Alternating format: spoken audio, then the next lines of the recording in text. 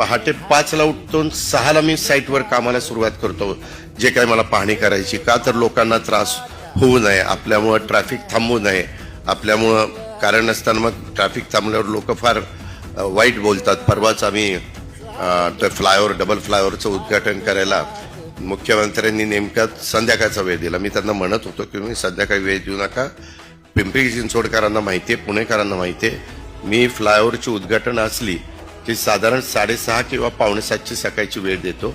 एक रिबीन लावायची, कापायची, गाडी घेऊन जायचं, झालं उद्घाटन.